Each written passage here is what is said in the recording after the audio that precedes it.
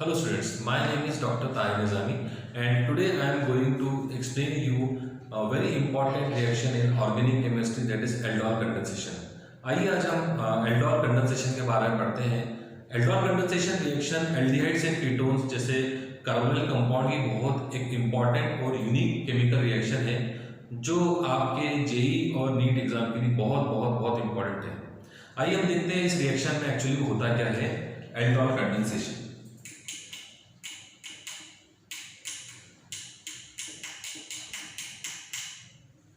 Aldol condensation का नाम aldol condensation क्यों पड़ा और इसमें एल्डोल और कंडेंसेशन शब्दों का मीनिंग क्या है, ये सब हमको समझना जरूरी है। सबसे पहले इस रिएक्शन को समझने के लिए हमको देखना पड़ता है इस रिएक्शन में रिएक्टेंट्स क्या होते हैं।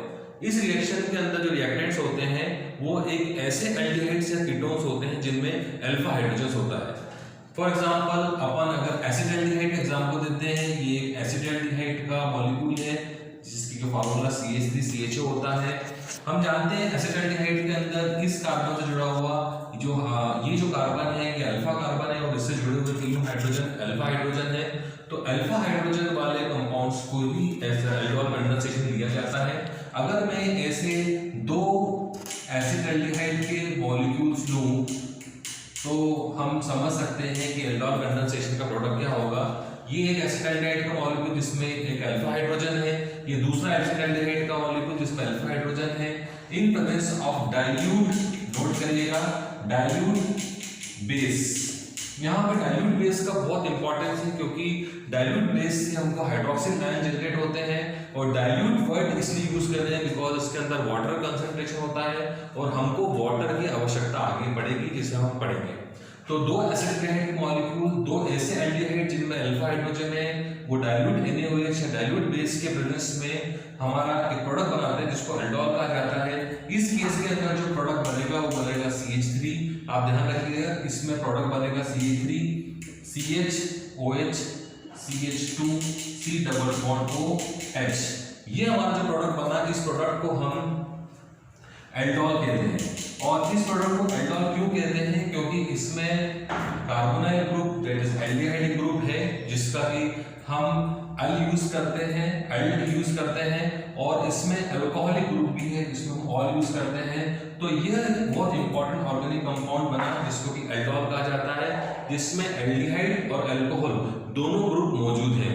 इसका दूसरा नाम 3 हाइड्रोक्सी, इस कंपाउंड का दूसरा नाम 3 हाइड्रोक्सी, इसका दूसरा नाम 3 हाइड्रोक्सी ब्यूटेनल भी हो सकता है, ब्यूटेनल भी हो सकता है। तो ये शॉर्ट में मैंने आपको रिएक्शन लिखी। अब आइए हम इसका मैकेनिज्म समझते हैं कि ये एसिटाल्डिहाइड से किस प्रकार से एल्डोल बनता है और उसको एल्डोल कंडेंसेशन क्यों कहते हैं।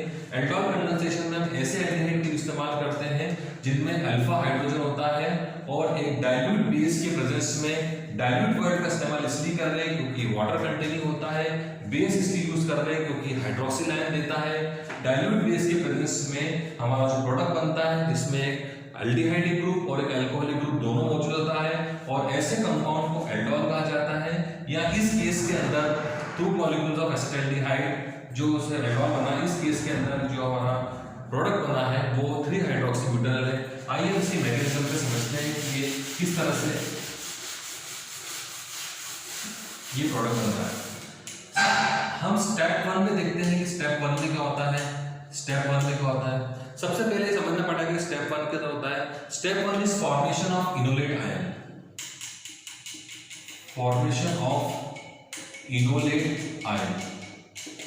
यहां समझिए, देखिए इनोलेट आयन क्या होता है।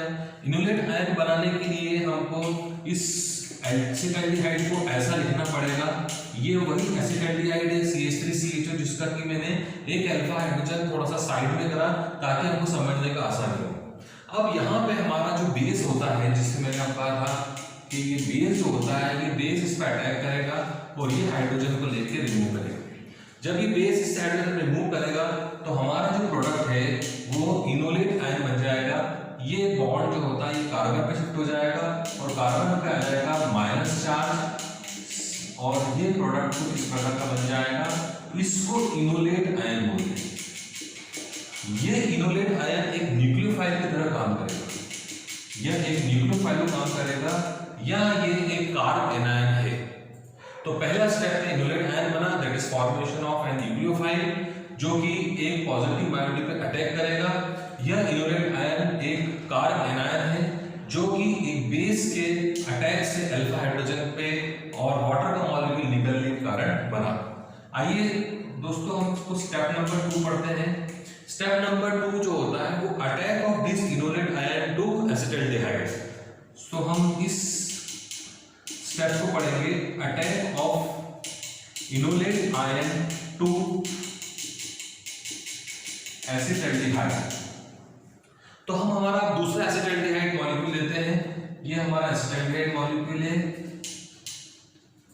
और ये हमारा इनोलेट आयन है।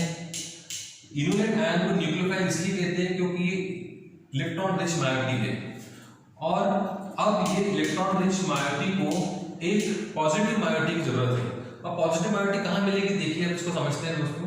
ये कार्बन और ये ऑक्सीजन कार्बोनाइल ग्रुप है। अगर ये ऑक्सीजन ये बॉन्ड को अपनी तरफ लेता है क्योंकि वो ज्यादा इलेक्ट्रोनेगेटिव है और इलेक्ट्रॉन की पेयर को अपने ऊपर लेता है, तो इसके कारण कार्बन पे डेल्टा प्लस चार्ज आएगा। ऑक्सीजन क्योंकि ज्यादा इलेक्ट्रोनेगेटिव है उसने इलेक्ट्रॉन को अपनी तरफ आकर्षित करा, उस पर डेल्टा नेगेटिव चार्ज आएगा। कार्बन हो गया पार्शियली पॉजिटिव, ऑक्सीजन हो गया पार्शियली नेगेटिव और ये न्यूक्लियोफाइल अब इस कार्बन पे अटैक करेगा और जैसे इस कार्बन पर अटैक करेगा तो हमारा एक कॉम्प्लेक्स बनेगा, एक हमारा प्रोडक्ट बनेगा जिसका कि फॉर्मूला होगा CH3। यहाँ पे CH3 लिख रहा हूँ, ये C, यहाँ पे O-, यहाँ पे आ जाएगा हाइड्रोजन, यहाँ पे आ जाएगा CH2, ये आ जाएगा C डबल बॉन्ड OH। इस तरह का हमारा एक मिडिल कॉम्प्लेक्स इंटरमीडिएट कॉम्प्लेक्स बना। स्टेप नंबर 3 और लास्ट स्टेप सबसे इंपॉर्टेंट है, इस पर ध्यान दीजिएगा। अब इस स्टेप के अंदर वाटर मॉलिक्यूल जो कि हमने डाइल्यूट बेस से लिया था, याद करिएगा मैंने जब आपको रिएक्शन बताया था तब मैंने कहा था डाइल्यूट बेस का इस्तेमाल करते हैं। डाइल्यूट वर्ड का मतलब होता है कंटेनिंग वाटर। उस डाइल्यूट बेस के अंदर वाटर कंटेन है, वाटर अब यहाँ पे मिलेगा और अब हमारा जो थर्ड स्टेप होगा वो स्टेप होगा addition of hydrogen from water to negative oxygen. देखिए कैसा होगा, मैं ये प्रोडक्ट लिखता हूं, ये इंटरव्यू लिखता हूं, CO- CH2 C double bond OH। यहां पे वाटर का मॉलिक्यूल अटैक करेगा। वाटर का मॉलिक्यूल आप जानते हैं पोलर होता है, ये H OH में कन्वर्ट हो जाएगा। ये H जो होता है वो पॉजिटिव है और यहाँ पे ऑक्सीजन जो है वो नेगेटिव है। तो इस कारण से हमारा जो फाइनल प्रोडक्ट बनेगा वो प्रोडक्ट बनेगा यहाँ का CH3, ये हो जाएगा COH, यहाँ पे आएगा हमारा CH2, ये आएगा CH2, यहाँ पे C डबल बॉन्ड O और ये हमारा H और हमारा हाइड्रोक्सिल आयन फिर वापस जनरेट हो गया जो रिएक्शन को फर्दर आगे बढ़ाएगा। इस प्रकार से हमारा ये जो प्रोडक्ट बन गया, ये प्रोडक्ट हमारा बनेगा 3 हाइड्रोक्सी ब्यूटेनल या इसको हम एल्डोल बोलते हैं, इसको हम एल्डोल बोलते हैं। यहां पे बच्चों बात इंपॉर्टेंट समझने वाली ये है कि जो बीटा कार्बन होगा उस पे हाइड्रोक्सिल ग्रुप हमेशा अटैच होगा। देखिए यहां पे समझिए, इसी ये बात को आपको नोट करना पड़ेगा कि अल्फा कार्बन ये है, ये बीटा कार्बन है, तो हमेशा एल्डोल कंडेंसेशन में जो हाइड्रोक्सिल ग्रुप अटैच होगा वो बीटा कार्बन पे होगा, ये बीटा कार्बन पे हाइड्रोक्सिल। तो इस प्रकार से हमने देखा कि हमारा जो प्रोडक्ट एल्डोल बना वो 3 हाइड्रोक्सी ब्यूटेनल बना। इस प्रोडक्ट को एल्डोल भी कहा जाता है और इसी को बीटा हाइड्रोक्सी कार्बोनाइल कंपाउंड्स भी कहा जाता है। इसको बीटा हाइड्रोक्सी कार्बोनाइल कंपाउंड क्यों कहा जाता है, क्योंकि जो एडिशन ऑफ OH होता है वह बीटा कार्बन पे ही होता है। ये हमारा अल्फा कार्बन, ये हमारा functional group, main functional group, ये इसका अल्फा कार्बन और ये इसका बीटा कार्बन। अब हम समझते हैं कि एल्डोल कंडेंसेशन को एल्डोल कंडेंसेशन क्यों कहा जाता है। अगर मैं इसी प्रोडक्ट को लिखता हूं दैट इज 3 हाइड्रोक्सी ब्यूटेनल, तो ये समझने के लिए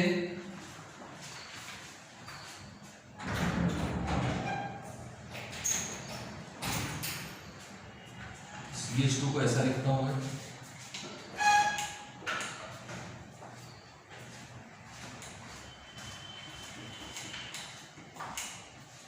अगर मैं इस प्रोडक्ट को हीट करता हूँ तो हम यहाँ देखेंगे कि ये हमारा अल्फा कार्बन, ये हमारा बीटा कार्बन, अल्फा कार्बन से हाइड्रोजन, बीटा कार्बन से हाइड्रोक्सिल ग्रुप निकल के वाटर का मॉलिक्यूल निकलता है, इसी को कंडेंसेशन कहा जाता है।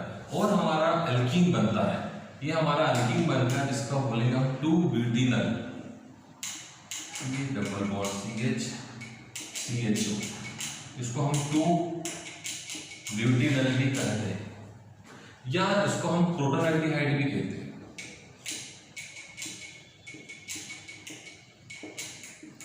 इसीलिए एल्डोल कंडेंसेशन को एल्डोल कंडेंसेशन कहा जाता है। यहाँ पे बात नोट करने की, यहाँ पे removal of hydrogen from alpha carbon and removal of hydroxyl group from beta carbon होता है, इसलिए यहाँ पे कंडेंसेशन रिएक्शन में वाटर का मॉलिक्यूल निकल रहा है और इस रिएक्शन को एल्डोल कंडेंसेशन रिएक्शन बोलते हैं। हम हाइपर कंजुगेशन के कंसेप्ट में ये बात समझ चुके हैं कि ये डबल बॉन्ड इन्हीं दो कार्बन के बीच में ज्यादा स्टेबल होगा, क्योंकि यहाँ पे maximum number of alpha hydrogen मिल रहे हैं। हमने ये बात हाइपर कंजुगेशन में क्लास 11 में पढ़ी थी कि वही अल्कीन ज्यादा स्टेबल होगा जिस अल्कीन के बनने में सबसे ज्यादा अल्फा हाइड्रोजन दिखेंगे। यहाँ पे अगर हम डबल बॉन्ड लगाएंगे तो अल्फा हाइड्रोजन यहाँ पे सिर्फ 2 ही मिलते हैं, यहाँ पे अगर डबल बॉन्ड लगाते हैं तो अल्फा हाइड्रोजन 3 मिलते हैं। अतः 2-butanol is more stable and this compound is protonaldehyde। तो due to concept of hyperconjugation यही प्रोडक्ट ज्यादा फेवरेबल होता है और ये एल्डोल कंडेंसेशन का कंडेंसेशन प्रोडक्ट है। तो आज हमने रिएक्शन में देखा एल्डोल कंडेंसेशन क्या होता है, जो कि 3 प्रमुख स्टेप में होता है। पहली स्टेप के अंदर फॉर्मेशन ऑफ इनोलेट आयन होता है। इनोलेट आयन बच्चों न्यूक्लियोफाइल होता है, जो कि इलेक्ट्रॉन रिच स्पीशीज होता है, जो कि कार्ब एनायन होता है। वो electron rich species second step में अटैक करता है एक एसिटाल्डिहाइड के दूसरे मॉलिक्यूल को। एसिटाल्डिहाइड के दूसरे मॉलिक्यूल के अंदर कार्बन जिसपे प्लस चार्ज होता है और ऑक्सीजन जिसपे नेगेटिव चार्ज होता है। क्योंकि कार्बन ऑक्सीजन में से ज्यादा इलेक्ट्रोनेगेटिव ऑक्सीजन है, इसीलिए ये शेड पे इलेक्ट्रॉन अपनी तरफ आकर्षित कर लेगा और ये खुद पार्शियल नेगेटिव हो जाएगा, कार्बन पार्शियल पॉजिटिव हो जाएगा, न्यूक्लियोफाइल पॉजिटिव कार्बन पर अटैक करेगा और हमारा प्रोडक्ट इंटरमीडिएट कंपाउंड बनेगा। इस इंटरमीडिएट कंपाउंड पे थर्ड स्टेप में अटैक ऑफ वाटर होगा। वाटर हमको डाइल्यूट NaOH, हमने जब पढ़ा था रिएक्शन कि डाइल्यूट NaOH का रोल क्या होता है। OH will produce hydroxyl ion to generate enolate ion. H2O will produce hydrogen proton which attack on this hydrogen to form our aldol product। ये थर्ड रिएक्शन थर्ड स्टेप के अंदर ये हमारा water का मॉलिक्यूल जो है हाइड्रोजन इस oxygen पे देगा और ये ऑक्सीजन पे मिलने के बाद हमारा एल्डोल प्रोडक्ट बन जाएगा। और एल्डोल प्रोडक्ट को एल्डोल प्रोडक्ट इसलिए बोलते हैं क्योंकि इसके बीटा पोजीशन पे OH ग्रुप होता है और यह प्रोडक्ट्स में aldehyde group that is CHO group and alcohol group both are present and that is why they are known as aldol. और इस रिएक्शन को कंडेंसेशन इसलिए बोलते हैं क्योंकि जब हम एल्डोल प्रोडक्ट्स के जब एल्डोल को हम हीट करते हैं, हम उसको टेम्परेचर बढ़ाते हैं तो हमारा वाटर का मॉलिक्यूल का रिमूवल होता है और वाटर मॉलिक्यूल जो रिमूव होता है तो एक अल्कीन फॉर्म करता है। कौन सा अल्कीन फॉर्म होगा वो हाइपर कॉन्जुगेशन कंसेप्ट से तय होगा और इसके अंदर जो रिमूवल ऑफ वाटर होता है वो अल्फा से हाइड्रोजन एंड बीटा से हाइड्रोक्सिल ग्रुप होता है, इसीलिए इसको एल्डोल कंडेंसेशन कहा जाता है। Hope you have understood aldol condensation. Thank you.